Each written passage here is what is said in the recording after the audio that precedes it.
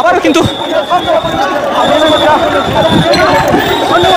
গণঅধিকার পরিষদের নেতাকর্মীরা তাদের কার্যালয়ে কিন্তু অবস্থান করছেন। এই প্রথম সরাসরি ডক্টর ইউনূসের বিপক্ষে অবস্থান নিল সেনাপ্রধান। গোপনে ক্ষমতা কেড়ে নিয়েছেন তিনি। শেখ হাসিনাকে নির্বাচনের আগেই দেশে ফেরানোর পরিকল্পনা ফাঁস। সুযোগ বুঝেই ভয়ানক কাজ ঘটিয়ে দিয়েছে সেনাপ্রধান ওয়াকারুজ্জামান। অবশেষে আবারও আওয়ামী লীগ ক্ষমতা। আওয়ামী লীগের শাসনামলে নূর একাধিকবার মার খেয়েছে, ছাত্রলীগ পিটিয়েছে, বিভিন্ন সংগঠন পিটিয়েছে। এই প্যাটার্নের কারণে নুরুল হক নূরের মতো একটা ক্লাউন ডাকসুর ভিপি হয়েছিল। কিন্তু আপনারা কি খেয়াল করেছেন, আওয়ামী লীগের শাসনামলে নূর বেধড়ক মার খেয়েছে? কখনো নূরের গা থেকে রক্ত বের হয়েছিল? হয়নি। যতটুকু মার খেয়েছে তার থেকে বেশি অভিনয় করেছে, যেমনটা রাখাল বালক এবং বাঘের গল্পের মতো। আমি আগেও বলেছি যে ভিপি নূরের উপর যে হামলাটা হয়েছে গতকাল, এটা সম্পূর্ণ পরিকল্পিত। এবং আপনারা ভিডিওতে দেখলে বুঝবেন যে ওই জায়গায় আসলে ভিপি নূরকে হামলা করার মতো কোনো কারণই ঘটেনি। নামটা কি? মুস্তফা। একটা গান আছে মুস্তফা মুস্তফা, কি জানি লাইনটা ভুলে গেছি। যাই হোক, আজকের আলোচনার নাম হচ্ছে জাতীয় পার্টির কো চেয়ারম্যান মুস্তফা। আসসালামু আলাইকুম রহমতুল্লাহ। প্রিয় দর্শক, নতুন এক ভিডিওতে আপনাদের সকলকে স্বাগতম। প্রিয় দর্শক, আপনারা ভিডিওর শুরুতে ভিডিওর বিশেষ কয়েকটা অংশ এবং থাম্বনেল দেখে বুঝে গেছেন যে আসলে কতটা গুরুত্বপূর্ণ নিউজ হতে চলেছে। প্রিয় দর্শক, এজন্য বলবো আপনারা ভিডিওগুলো না টেনে সম্পূর্ণ দেখবেন, তাহলে আপনারা সম্পূর্ণ বিষয় বিস্তারিত জানতে পারবেন। চলুন আর কথা না বাড়ি একটি লাইক দিয়ে আমরা সকল বিশ্লেষকের আলোচনা দেখে আসি। চলুন। আমি আগেও বলেছি যে ভিপি নূরের উপর যে হামলাটা হয়েছে গতকাল, এটা সম্পূর্ণ পরিকল্পিত। এবং আপনারা ভিডিওতে দেখলে বুঝবেন যে ওই জায়গায় আসলে ভিপি নূরকে হামলা করার মতো কোনো কারণই ঘটেনি। আইন শৃঙ্খলা বাহিনী পেটাতেই পারে যদি সেই সিচুয়েশন হয়, যেমন জানমালের নিরাপত্তার জন্য বা আইন শৃঙ্খলা বাহিনীর উপর যদি আক্রমণ করে তাহলে দমন করার জন্য লাঠিচার্জ, ছত্রভঙ্গ এগুলো করা যায়। কিন্তু যেখানে ভিপি নূর চলে এসেছেন জাতীয় পার্টির অফিস প্রাঙ্গণ থেকে সংবাদ সম্মেলন করার জন্য নিজেদের কার্যালয়ের সামনে এসেছেন, সেখানে অতর্কিত এই হামলার কোনো যুক্তি আমি দেখি না। এবং এটা যে সম্পূর্ণ সুপরিকল্পিত এটা বলার অপেক্ষা রাখে না। এখন প্রশ্ন হচ্ছে যে তাহলে কেন এই হামলা হলো? জাতীয় পার্টির অফিস ঘেরাও বা মানববন্ধন এই কর্মসূচি যখন গণ অধিকার পরিষদ ঘোষণা করেছিল, তখন সেনাপ্রধানের নিরাপত্তা অফিসার ব্রিগেডিয়ার শামস তিনি ভিপি নূরকে ফোন দেন। ফোন দিয়ে বলেন যে নূর ভাই, এগুলো কইরেন না। এমনিতেই দেশ অনেক সংকটে, একটা নির্বাচন হোক, সে নির্বাচনে যে জিতে সে আসবে, যে জিতবে না সে আসবে না, তাই না? কিন্তু নির্বাচনের আগে এইভাবে জাতীয় পার্টির অফিস ঘেরাও করা আপনার কোনো প্রয়োজন নেই বলে আমি মনে করি। প্লিজ দয়া করে আসবেন না। তখন নূর সাহসী, কিন্তু আবার একটু রাগও আছে। নূর বলে, আরে দূর, আপনারা সেনাবাহিনী কি করতে পারবেন? জাতীয় পার্টি ফ্যাসিবাদের দোষর, এই জাতীয় পার্টিকে নিষিদ্ধ করতে হবে। কারণ এই গত 14-15 বছর ধরে আওয়ামী লীগের অবৈধ ক্ষমতা টিকিয়ে রাখতে সবচেয়ে বড় সহযোগী ছিল জাতীয় পার্টি, হুইচ ইজ ট্রু। তো যাই হোক, এরপর নুরুল হক নূর ঘেরাও করে মানববন্ধন করে ধাওয়া পাল্টা দেওয়া হয়। এই তারপরে যখন সে চলে আসে, তখন হয়তো বা উপরের কোনো নির্দেশ, এখন সেখানে যে কমান্ডার ছিল সে নির্দেশ দিয়েছে নাকি আর উপরের লেভেল থেকে, মানে সেনাপ্রধানের কাছ থেকে এই নির্দেশ এসেছে, এবার আমি শিওর না। কিন্তু উপরের লেভেল থেকেই এই নির্দেশটা এসেছে তাকে প্রহার করার জন্য। হয়তো এটুকু হতে পারে যে প্রহার করতে গিয়ে বেশি প্রহার করে ফেলেছে, বা এরকম হতে পারে, বাট এটা ছিল পরিকল্পিত। কেন এই হামলা চালানো হলো? সেটা হচ্ছে যে বাংলায় কথা আছে না, ঝিকে মেরে বুকে শেখানো। মানে ওই যে শাশুড়ি কি করে, শাশুড়িরা তার নিজের মেয়েকে মারে আর কি, মায়েরা ছেলের বুকে শিখায়। তো এখানে শাশুড়ি হচ্ছে সেনাবাহিনী, আর যেটা তো বুঝলাম ঝি হচ্ছে ভিপি নূর। তাহলে বউটাকে, বউটা হচ্ছে এনসিপির হাসনাত সার্জিস। ভিপি নূরের গায়ে আঘাত করে হাসানদেরকে দেখালো যে ভবিষ্যতে যদি কোনো মবের চেষ্টা করো তাহলে তোমাদের পরিণতিও কিন্তু এই নূরের মতো হবে।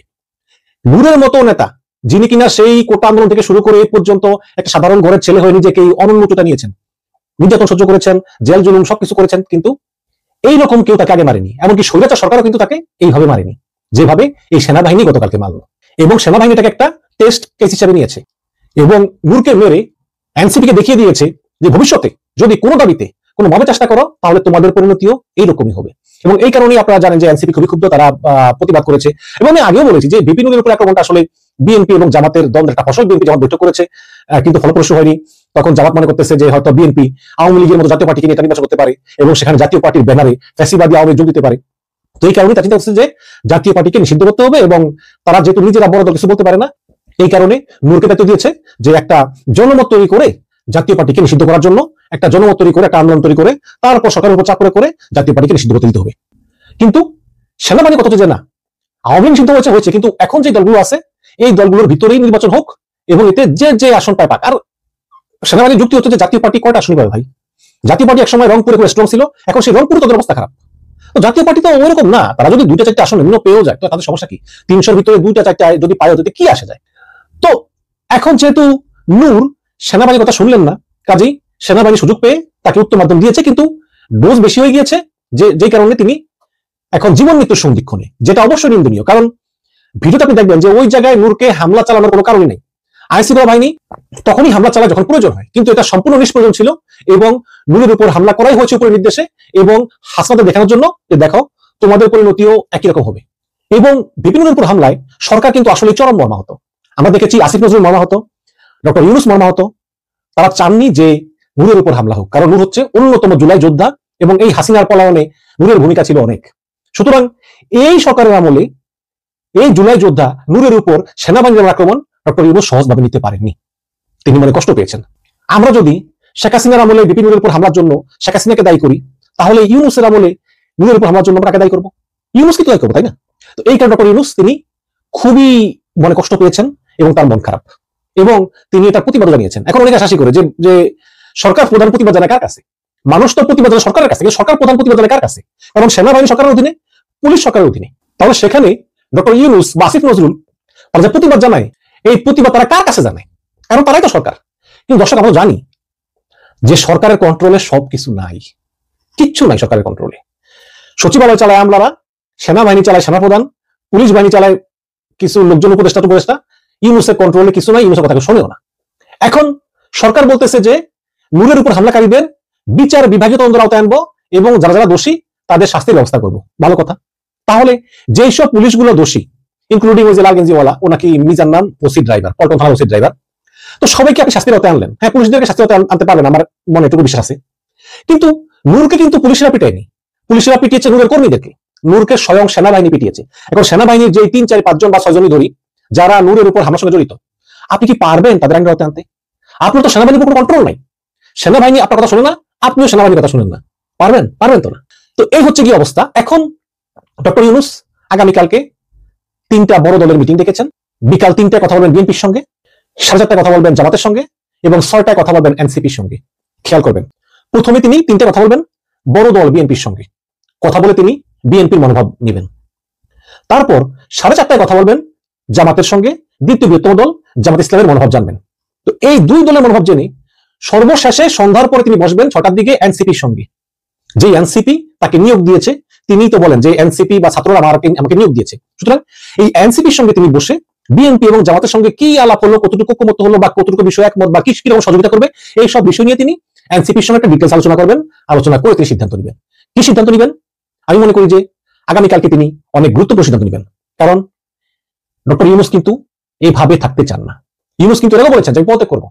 আমার মনে হয় যে আবারও তিনি সে একই আওয়াজ দিবেন। কারণ যদি সরকার প্রধান হয়ে সরকারের উপর কন্ট্রোল না থাকে, যেমন তিনি সেনাবাহিনী প্রধানে সরাবেন, সেখানে বিএনপির আপত্তি, জামাতের আপত্তি, সেনাবাহিনীর প্রতি কোনো কন্ট্রোল নাই, সচিবদের প্রতি কন্ট্রোল নাই, সচিবরা বিএনপির কথা শুনে কিন্তু সরকারের কথা শুনে না।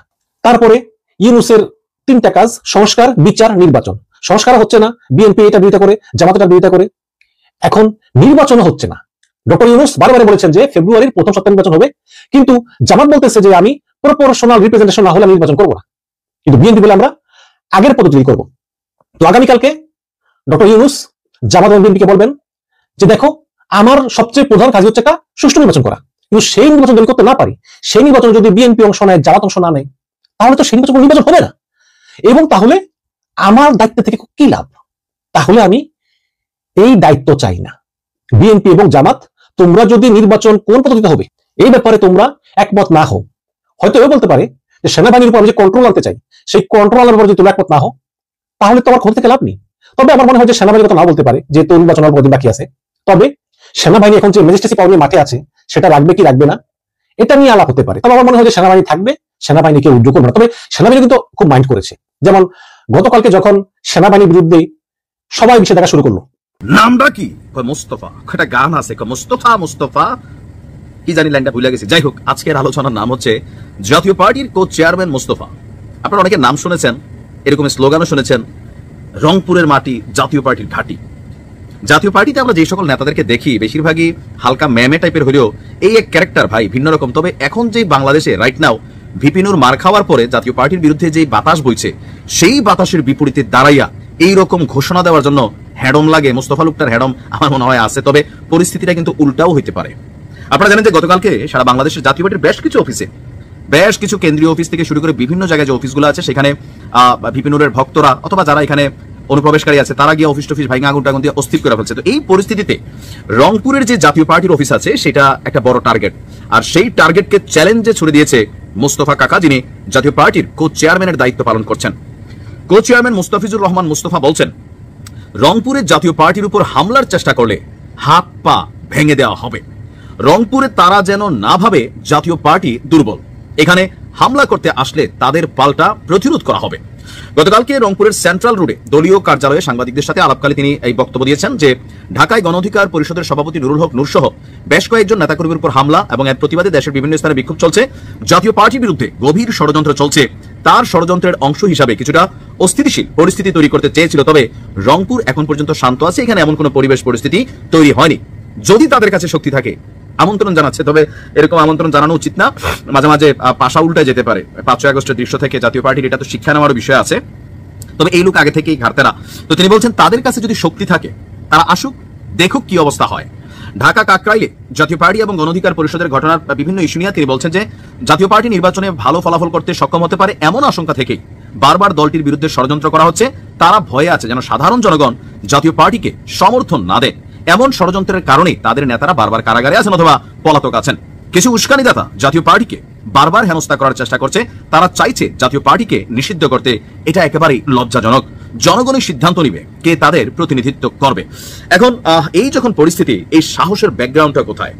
একটা অংশ তো আওয়ামী লীগ, এটা কিন্তু সত্যি, কারণ আওয়ামী লীগের দলীয় কার্যক্রম নিষিদ্ধ ঘোষণা করার পরে বা আমরা গেল 15-16 বছর যাবত জাতীয় পার্টিকে যেভাবে দেখছি বা তাদের নেতাকর্মীদের আমার বুঝার পরে জাতীয় পার্টি খুব শক্তিশালী একটা পার্টি, কাউকে প্রতিহত করতে পারে, প্রতিরোধ করতে পারে, এরকম কিন্তু ভূমিকা দেখি নাই। বিশেষ করে 5 আগস্টের পর বিভিন্ন জায়গায় জাতীয় পার্টি যেভাবে স্ট্রং অ্যাক্টিভিটিস মাঝে মাঝে নিচ্ছে, তো সেখান থেকে অনেকেরই সন্দেহ যে পিছনের টোটাল ব্যাকগ্রাউন্ড হচ্ছে আওয়ামী লীগের ভোটারদের সাপোর্ট, এবং আওয়ামী লীগের যারা বিভিন্ন নেতাকর্মী আছে বিভিন্ন সময় তারা কিন্তু জাতীয় পার্টিতে ঢুকে আছে, ইভেন কাজ লাগলে শক্তি প্রয়োগটা ওইখান থেকে আসবে। আর এই পারসেপশনটাই এনসিপি, জামাত ইসলাম, গণ অধিকার পরিষদ সবার ভিতরে কাজ করে যে জাতীয় পার্টি নিয়ে একটা বড় ভোট পাইয়া ফেলে আওয়ামী লীগের ভোটারদের ভোটটা, যার কারণে জাতীয় পার্টিকে নিষিদ্ধ করতে হবে।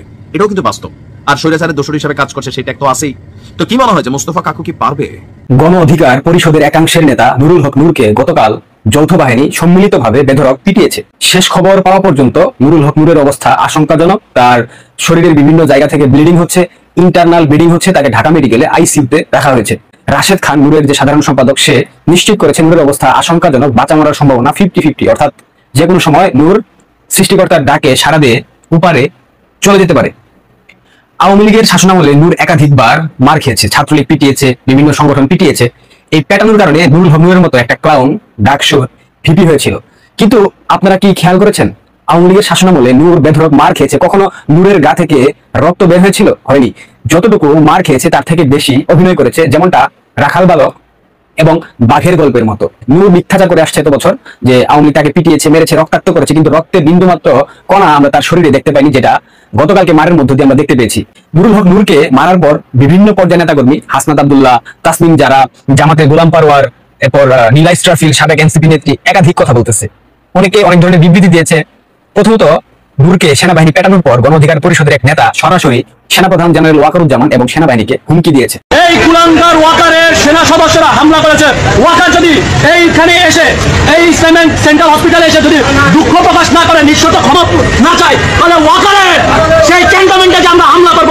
ওয়াকারুজ্জামান যদি হসপিটালে গিয়ে দুঃখ প্রকাশ না করে, ক্ষমা প্রার্থনা না করে, সেই ক্ষেত্রে ক্যান্টনমেন্ট উড়িয়ে দেবার হুমকি দেওয়া হয়েছে। এবং ফ্রান্স থেকে আগানাগাটা তিনিমুচি ভট্টাচার্য সে সেনাবাহিনীকে ব্যারাকে ফেরত যেতে স্পষ্ট বার্তা দিয়েছে, হুঁশিয়ারি দিয়েছে। এবং বৈষম্য বিরোধী ছাত্র আন্দোলনের যে অফিসিয়াল ফেসবুক পেজ, সেখানে বার্তা দেওয়া হয়েছে সেনাবাহিনীকে ব্যারাকে ফেরত যাবার জন্য। সেনাবাহিনী যদি ব্যারাকে ফেরত যায়, তবে সেনাবাহিনীর সেই ট্যাঙ্কের মধ্যে চড়ে কারা পালাবে? তোরা পালিয়েছিলি, তোরা কি সেটা ভুলে গেছিস? গোপালগঞ্জের কথা কি এত সহজেই তোরা ভুলে গেলি? নুরুল হক নূরকে পেটানো হয়েছে, এটার তীব্র নিন্দা জানিয়ে আসিফ নজরুল ফেসবুকে একটা স্ট্যাটাস দিয়েছিল। সেই স্ট্যাটাসের কমেন্ট বক্সে হাসনাত আব্দুল্লাহ একটা কমেন্ট করেছে, প্রতিবাদের কাজ আপনার, ভণ্ডামি বাদ দেন স্যার। যেই জন্য বসানো হয়েছে সেটা না করে কি করছেন? এসবের হিসাব কিন্তু দিতে হবে। কে কোথায় কিভাবে কোন কাজে বাধা দিচ্ছে এসব খবর আমাদের কাছে আছে। এসব প্রতিবাদের ভং না ধরে কাজটা করেন। আইন উপদেষ্টাকে হুমকি দেয় তথাকথিত এক ছোকরা হাসনাত আব্দুল্লাহ। এই পর্যন্ত সীমাবদ্ধ ছিল না। আসিফ নজরুল নূরকে দেখার জন্য ঢাকা মেডিকেল কলেজে গিয়েছিল, সেখানে তার বিরুদ্ধে স্লোগান হয়েছে, আসিফ নজরুলের 2 গালে জুতা মারো তালে তালে। আসিফ নজরুল পৃথিবীর ইতিহাসে এমন একটা নির্লজ্জ প্রাণী, যাকে পেটালেও, যাকে থুথু দিয়ে সেই থুথু চাটালেও তার মধ্যে ন্যূনতম লজ্জাবোধ কাজ করবে না। সে নিমিষেই থুথু ফেললে ক্ষমতার জন্য, অর্থের জন্য সেই থুথু সেটা পরিষ্কার করে দেবে। আসিফ নজরুল এই একটা ক্যারেক্টার, এর মতো ক্যারেক্টার যখন ঢাকা বিশ্ববিদ্যালয় বাংলাদেশের সর্বোচ্চ বিদ্যাপীঠের আইনের শিক্ষক হয়, আইন বিভাগের শিক্ষক হয়, তখন সেই বিশ্ববিদ্যালয়ের আইনের শিক্ষার্থীরা তাদের আইন শাখাকে কোথায় কোন উন্নত পর্যায়ে নিয়ে গেছে সেটা আর বলার অবকাশ রাখে না। নুরুল হক নূরকে যখন পেটানো হচ্ছিল, সেনাবাহিনীর সদস্যরা এবং পুলিশের সদস্যরা পেটাচ্ছিল, তখন নাকি সেনাবাহিনীর সদস্যরা বলেছে জুলাই ভরে দেওয়া হবে, সেটা রাশেদ খান স্বীকারোক্তি দিয়েছে। রাশেদ খান হয়তো পাশেই ছিল। এবং এই হামলার সময় বলা হয়েছে জুলাই ভরে দেওয়া হবে। সেনাবাহিনীর সদস্যরা বলেছে। আমার সরল মনে একটা প্রশ্ন, জুলাই ঠিক কোন দিক দিয়ে ভরে দেওয়া হবে, কিভাবে ভরে দেওয়া হবে, কেন জুলাই ভরে দেওয়া হবে, জুলাইয়ের চেতনা এত জলদি কেন ধ্বংসপ্রাপ্ত হয়ে গেল? এই অবুঝ মন খুব করে জানতে চায় কেন গো সখা জুলাই ভরে দেওয়া হবে। জামাতের একাধিক নেতা ফেসবুকে স্ট্যাটাস দিয়ে ট্রল করতেছে যে তারেক রহমান ঠিক এই কারণেই বাংলাদেশে আসে না, আসলে তার বিরুদ্ধে যে অপকর্ম রয়েছে, সেনাবাহিনী তাকে যে মুচলেখা নেওয়ার মাধ্যমে ছেড়ে দিয়েছিল, তারেক রহমানের উপর এই ধরনের খেলা শুরু হবে। তো নূরকে পেটানোর পর বাংলাদেশ সেনাবাহিনী ঠিক এই মুডের মধ্যে রয়েছে এবং বাংলাদেশ আওয়ামী লীগ থেকে শুরু করে মুক্তিযুদ্ধপন্থী সকল রাজনৈতিক দল এবং সাধারণ মানুষ ঠিক এইরকম মুডেই রয়েছে, যেমনটা সেনাবাহিনী এই মুডে কোনো একটা সময় ছিল। আর দেশের মুসলমানের ঘর দুয়ারে মেহেদি রতনী নাম লাগাই গ্যালারি সিস্টেম স্টেশন সবে বাক্স ডবল আনি। সবশেষে সবকিছু দেখার পর নূরের উপর হামলা, প্রায় 50 জনের মতো নেতাকর্মী হাসপাতালে ভর্তি গণ অধিকার পরিষদে, দেখে মনে হচ্ছে সেই পাগলের কথায় সেই পাগলের গানটা একদম সত্য প্রমাণিত হয়েছে। সেই রমনা থানার পুলিশরা আজকে নূরকে টুপকি মেরে দিয়েছে। এই গানটা না শুনলে অনেক বড় একটা বিষয় আপনারা মিস করবেন। গানটা শুনে টাকা দিয়ে ডাল খাবো কমরা খাবো এলিটা নুরুরে মারবো গোয়া রবনা থানার পুলিশরা নুরুরে চিল্লি না তোর গুরুরে নুরুরে চিল্লি না তোর গুরুরে। আমাকে এক ছোট ভাই গানটা পাঠিয়েছে, এই ভিডিওটা আমাকে পাঠিয়েছে, আমি এর আগে কখনো দেখি নাই। নুরুকে এভাবে দিয়েছে। যাক, এটা মজা করতেছিলাম। এই যে নুরুকে পেটানোর পর বাংলাদেশের যে তথাকথিত জুলাই যোদ্ধারা রয়েছে, যারা জুলাই আন্দোলনে চরম ভূমিকা রেখেছিল, যারা সম্মুখ সারির যোদ্ধা ছিল, প্রত্যেকের মধ্যে একটা বিরাট ভয় ঢুকে গিয়েছে। তারা ভাবছে নুরুকে যদি এভাবে পেটানো হয় তাদের অবস্থা কি হবে, কোথায় গিয়ে ঠেকবে তাদের সেই পরিণতি। শিবিরের একাধিক নেতাকর্মী স্ট্যাটাস দিচ্ছে যে আজকে নুরুর উপর সেনাবাহিনী এবং পুলিশ যে হামলা চালিয়েছে, আগামী দিনে হাসনাত, সার্জিস এবং নাহিদের উপর এই ধরনের হামলা হবে। আমিও বলতেছি আগামী দিনে হামলা হবে, কারণ আলটিমেটলি সেনাবাহিনী যতই খারাপ হোক না কেন, দেশ বিরোধী কোনো কর্মযজ্ঞ তারা কখনো করতে দেবে না। হয়তোবা ওয়াকারুজ্জামান এতদিন কোনো কিছু একটা ভেবেছিলেন, চীন সফর থেকে আসার পর আজকে সেনাবাহিনী যে ভূমিকা নিয়েছে, আইএসপিআর এর পক্ষ থেকে যে বিবৃতি দেওয়া হয়েছে, বাদীর বিরুদ্ধে জিরো টলারেন্স ঘোষণা করেছে বাংলাদেশ সেনাবাহিনী, সেই জন্য এবং তাদের আজকের বিবৃতির জন্য সেনাবাহিনীকে অন্তরের অন্তঃস্থল থেকে একটা ধন্যবাদ দিতে হয়। কারণ আলটিমেটলি এই মব সংস্কৃতিকে বন্ধ করতে সেনাবাহিনীকে ভূমিকা রাখতে হবে, অন্য কেউ সেটা বন্ধ করতে পারবে না। বাংলাদেশ আওয়ামী লীগ এখন এই মুহূর্তে অপ্রাসঙ্গিক, রাজপথে নাই। আমি আজ থেকে প্রায় 9 মাস পূর্বে একটা ভিডিওতে বলেছিলাম, এই যে এনসিপি, এই যে জুলাই যোদ্ধা, এই যে আন্দোলনের স্টেক হোল্ডার, এরা খালি মাঠ পেয়ে এমন একটা পরিণতি এদের হবে, এমন একটা পর্যায়ে এরা উপনীত হবে যে তারা নিজেরাই নিজেদের মধ্যে মারামারি করবে, নিজেরাই সংঘর্ষে লিপ্ত হবে, ক্ষমতার দম্ভ, ক্ষমতার লোভ, অর্থের নেশা এদেরকে পাগল করে ফেলবে। নারী, মদ, গাঁজা, মাদক, এই নেশাগুলো করতে গিয়ে তারা ক্ষমতার বিকেন্দ্রীকরণ করতে পারবে না। তারা ক্ষমতাকে একচ্ছত্র আধিপত্য হিসেবে বিস্তার করার জন্য সর্বোচ্চ সহিংসতা করবে এবং সেটা তারা করছে, এবং আগামী দিনে এইটার মাত্রা আরো প্রকট আকার ধারণ করবে। সেজন্য কি বলি, আওয়ামী লীগ মুক্তিযুদ্ধের সকল সপক্ষের শক্তিকে আপনারা নীরবে পপকর্ন নিয়ে বসে থাকেন, খেলা দেখেন। এই খেলা আরো চলবে এবং আজকে থেকে সেনাবাহিনীর ভূমিকায় অবতীর্ণ হয়েছে, এই ভূমিকা সামনের দিনে যদি চলমান থাকে, সেই ক্ষেত্রে অতি শীঘ্রই মির্জা ফখরুল ইসলাম আলমগীর এবং শিলং সালাউদ্দিন যদি আমাদের নুরুর মতো পেটানো খায় বা মবের আক্রান্ত হয়, আমি ব্যক্তিগতভাবে অবাক হব না। কারণ বিএনপির মধ্যে আভ্যন্তরীণ একটা বিশাল কুণ্ডল চলমান, কুণ্ডলের কারণে যদি কোনো কেন্দ্রীয় নেতা মার খায় তাদের নিজ দলের নেতাকর্মীদের হাতে, মোটেও আপনারা অবাক হবেন না, কারণ বিএনপি এরকম অভ্যাস, এরকম স্বভাব রয়েছে। যাই হোক, নুরুল অবস্থা আশঙ্কাজনক। আলটিমেটলি আমরা মানুষ হিসেবে মানুষের অনিষ্ট প্রত্যাশা করা, কামনা করা ঠিক না।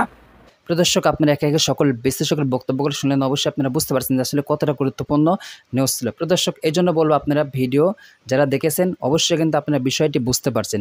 এখান থেকে যদি আপনাদের কিছু বলার থাকে অবশ্যই কমেন্ট বক্সে জানিয়ে দেবেন। আরও এরকম নিত্য নতুন আপডেট নিউজ পেতে আমাদের এই নিউজ চ্যানেল লেখা আছে, এই চ্যানেলটি সাবস্ক্রাইব করে পাশে থাকবেন। ধন্যবাদ।